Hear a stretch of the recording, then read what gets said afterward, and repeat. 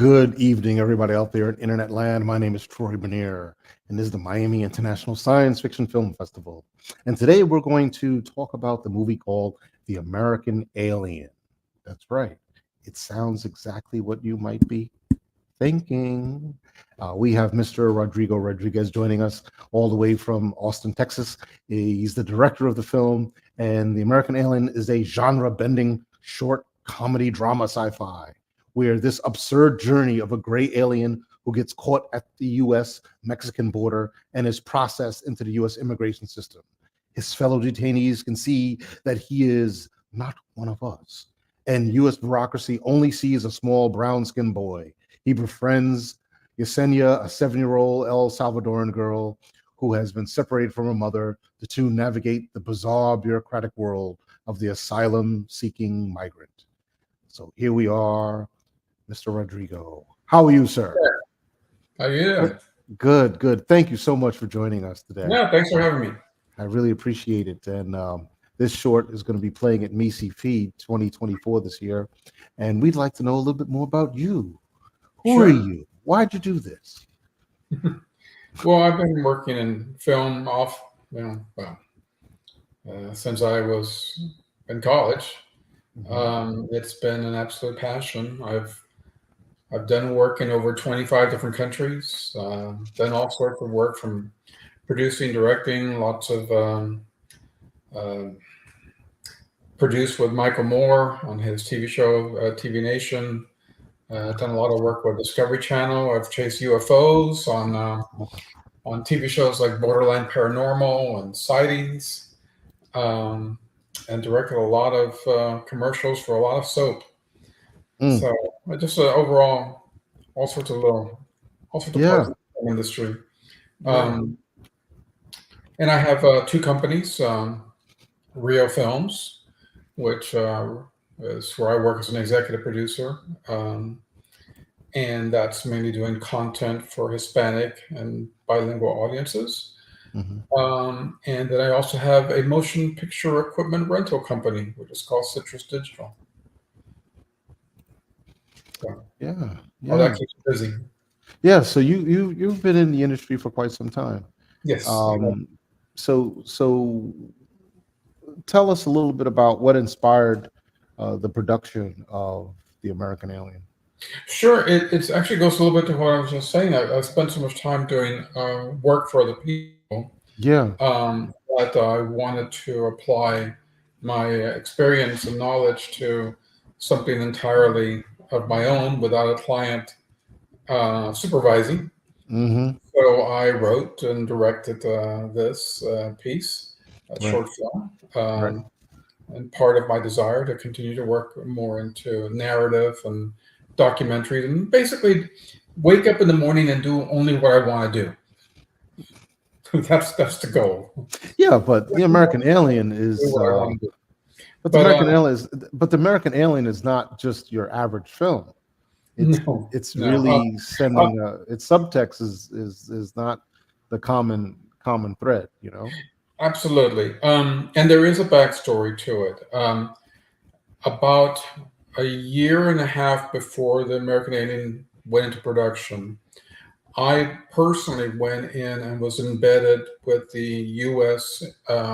Border Patrol on a documentary project, a straight up, documentary project on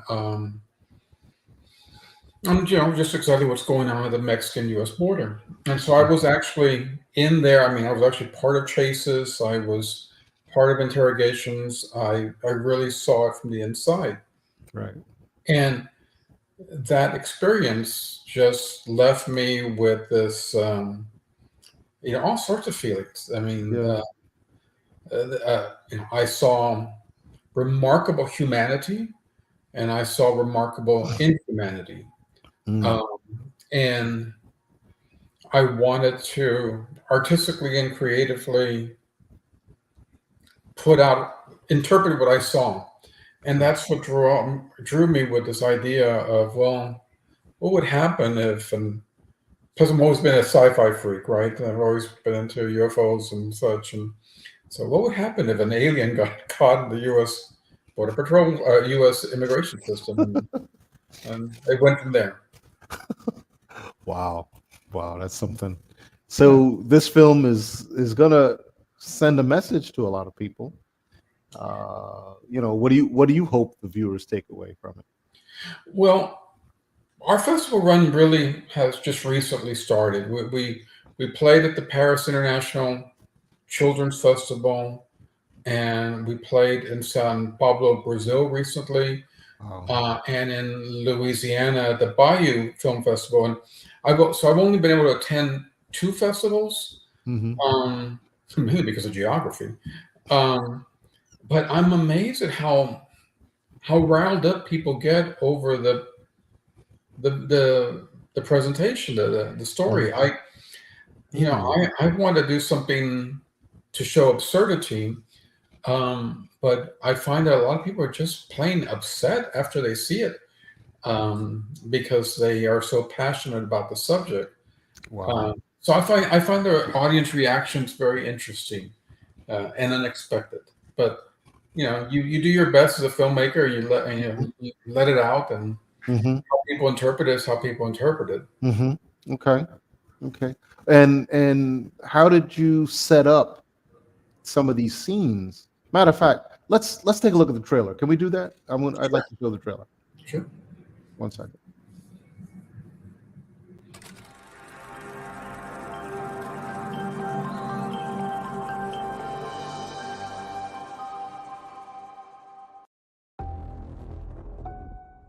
Come out and you will not be heard!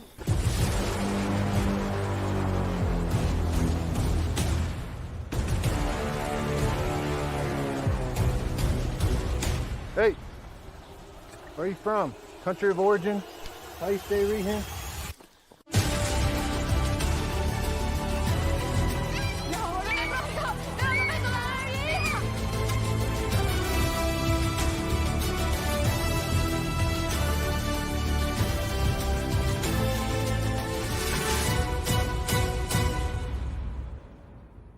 De donde eres? What's he raising his hand for?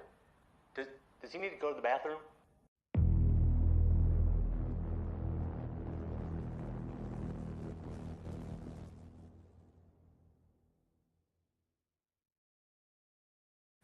Wow. So where did you get the ability to make this where it looked like you're inside one of these holding facilities? How did you pull that off? Sure. Well, everything was shot in 3 days. Amazing. Wow. 3 days. Well, that just goes. I mean, after years of production experience, you just make it happen. But I had a wonderful crew. The director of photography, Carlos Diaz Munoz, I thought did an incredible job of shooting this. It's shot anamorphic, which was a lot of fun. But we took a warehouse in San Antonio, Texas, and we were able to convert that into the holding facility. The exteriors that are supposed to be taking place by the Rio Grande are actually shot in a park in San Antonio. And then, of course, we mixed in, of course, real aerials from the area. But and we did all that during COVID too. So that was pretty ambitious. Working in a very controlled environment. Well, let's say at the end of COVID, not in the middle of it, but at the very end. Sure. Of COVID. Sure. We were still shooting with protocols, even though a lot of people had stopped shooting with protocols. Can you share a moment or something that was unexpected that left a lasting impression on you when you were doing during the production? Yeah. Well, like with anybody, you work really as a filmmaker. You work real hard to find actors that will help you create your vision and cast the right people. Yeah. And I certainly did that. And I remember working on table reads and working on character development and discussing their character arcs.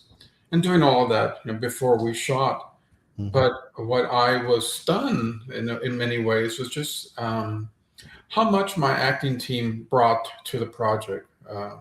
Each and every one of them just really passionately embraced their roles, and Right. thought they did a great job. The whole cast did.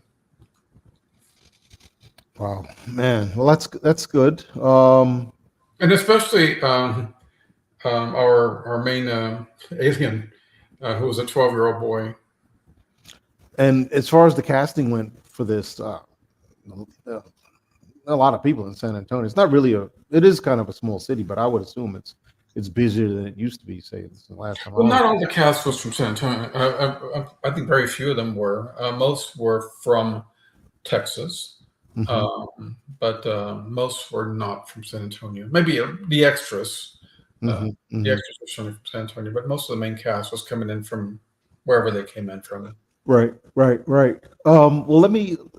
So it was shot there in the San Antonio area, but this what has been the most challenging part of your production? You did it in 3 days, which means you don't have that many problems. but we had a lot of problems. It was the alien, making sure the alien, making the decision of how to make the alien come to life. I mean, right. We had a limited budget. We really couldn't go with doing an animated alien. We couldn't really go with a puppetron. We thought about all of these things. Motion. We did tests with wearing a blue suit, the dots, doing all that tracking thing. And in the end, we kind of went with a combination.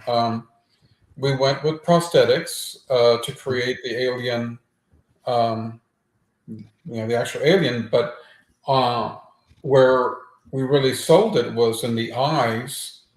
Those are all animated. Okay, yeah, because you made them blink. Yeah, which is not easy to. So that's motion tracking animation, and then we had all sorts of sound effects added to make it all more real. And then on top of everything else, literally every frame is motion tracked to some degree, smoothing out the prosthetics and the look of the alien. So right. Yeah. Wow. So you've been in a few festivals so far, and these are not sci-fi festivals. Are you submitting the film to sci-fi festivals other than MiSciFi? Yes, that's we're planning to do several others. Yes. Okay. Obviously it's a mixed genre piece, and sometimes some of these festivals, well, is it a comedy? Is it a drama? Is it and I'm like, well, yes. A lot of festivals. Some people may not understand how to program it. So they're looking at everything like this. That happens. But that just comes from a long history of Mexican cinema, where we don't have a problem combining a Western with wrestlers and with space creatures, and music, and then might as well have a song in there. Mixing genres is just part of our culture as filmmakers. Right. Yeah, I agree with that, which takes me to another question. But looking forward, are there any genres, roles, or types of projects you're particularly eager to explore? Any more science fiction from you? Do we expect this? I certainly have a fantasy project that I have a completed script on. It involves ghosts, Mexican, Hispanic culture. Sure. It is a comedy. Okay. So there'll be more of this kind of stuff for me. Okay. Good. How do you view the evolution of film and storytelling with the advent of new technologies and platforms? Do you think that this shapes or this provides additional opportunities for actors and filmmakers? No, I don't. I think we're on the edge of some drastic changes. I can only, I can talk to you about what I'm experiencing, especially in the last 60 days. In the last 60 days, I have abandoned the use of storyboard artists, as I'm doing all of my I can't draw. I'm doing all of my storyboards through AI, through AI storyboard programs, or through AI imaging programs. Um, and storyboard artists that I've used for years, I hate to telling them, but no, I won't be using you anymore. There's no reason to. I'm creating photorealistic storyboards. That's one thing. I recently did my first use of an AI voiceover. Wow. Okay. And if you just Google it, there's there are a lot of tools out there. AI voice programs out there online. You can pick from hundreds of voices. You can change their inflection, right? And it's like about $30 a pop. Last week, I had to write a script on something that I really, really hated to do, which was like a bank mortgage financing commercial, which I have no interest in. I used AI to help me write the script.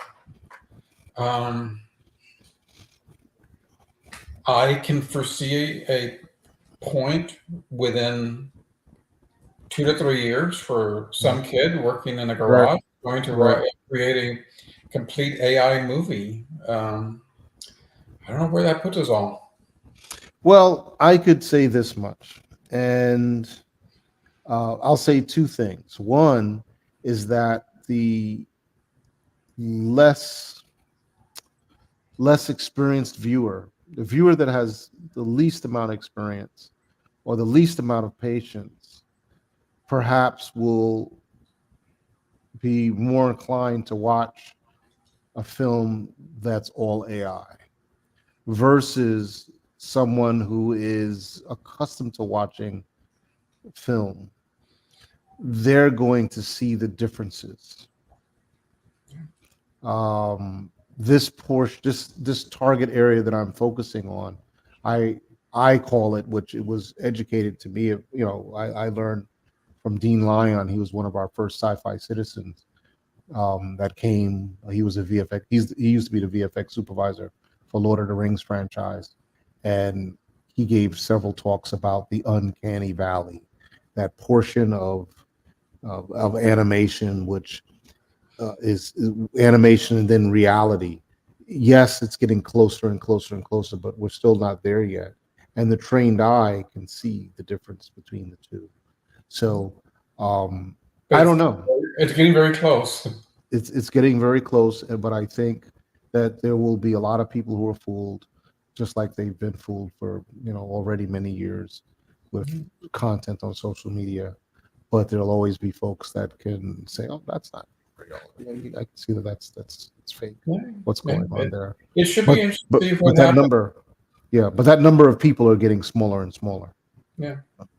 So we'll see. The festival has an AI session. We have an AI session that will only play on the virtual channel because it's not ready yet. It's not ready for prime time.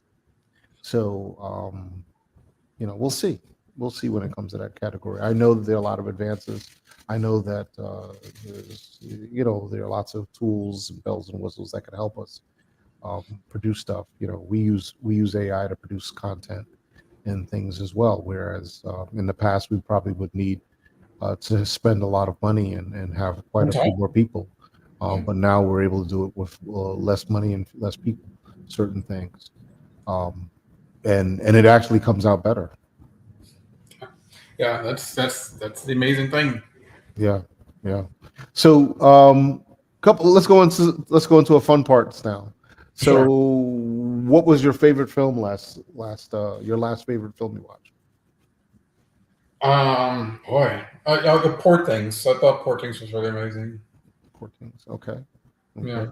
and I also saw Dune last week, Mhm. which I just loved. Awesome. Okay. It's changed a bit from the original, right? Of course, yeah. Yeah. But Yeah. it's good Yeah. work. Really Yeah. good work. Yeah. Star Trek or Star Wars or both or Star neither. Trek. Star Trek. Yeah. I'm a complete Trek nut idiot. I'm an idiot, Trek idiot. Trek fan. I don't think there's a series. I don't think there's anything they haven't made that I haven't seen. Awesome. Yeah, So totally. what'd you think of third season Picard? I thought it was amazing. Amazing. I Yeah. mean, I was just not ready for how good that was going to be. That's right. That's right. Yeah, Caught a lot of right. people out. Caught a lot Yeah, of people I mean, off it's guard. like, why did you guys warn me that, yeah. And I also felt the same about the last season of Strange New, Strange New Worlds. yeah, that singing episode still blows me away. Still resonates. Still I think it's resonates. one of the most brilliant Star Trek episodes ever made. That's awesome. The Star Trek musical. Well, it's Picard did so well that I think they're going to give him his movie. He wants a movie. He wants one more movie. Yeah, Yeah. why not? I mean, yeah. People going to watch it. Yeah, of course. I mean, of course, I'm going to go see it. People going to spend But money. yeah, that was. And yeah, my wife is not really. She kind of jumped into it late, and so we're watching Picard, and I'm like, okay, that's a cue, and I'm having to explain, some real fundamental things. No, that's a changeling. See, the changelings and blah blah blah blah blah. And I'm sure she must think I'm nuts that I know all this, but Wow. but anyway. Wow. Yeah, I'm also a big Doctor Who fan. Okay, good. Yeah. Good. So, Good. Well, that's fantastic. So,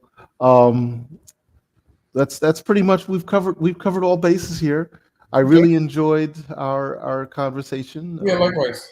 You're awesome, and I look forward to you participating at the festival where you can. We've got 3 panels this season. You did get our email on this? Yes, yeah, I think I signed up for to go to them. Okay, good. All right. Well, awesome, Rodrigo. Thank you so much. Appreciate you. Well, thank you so much for doing this. You guys are doing a great festival. I'm really looking forward to seeing it. I can only imagine how much work it is. Yeah. So, Yeah, we aim to please, and it's small enough where it can adapt these different situations that are thrown at us. We're only doing 2 days really this year, which is what we did 2 years ago, which was okay, but I prefer a 3-day event, and so we'll see how it all pans out. There are high hopes. There are way too many films on the roster. So it's going to be a very compressed event. well, I look forward to geeking out and seeing as much as I can. Yeah, there's some really good film, man. That's the reason why it's so compressed, because we even typically we bring on every film we like. Every film we like, we bring it on. But this year we actually cut. Even though we've got a full schedule, we still cut about 20 films were cut that really should have been shown. And so that's where it is. Okay. Well, thank you. See you in a few days. Likewise. Definitely. Looking forward. Bye for now.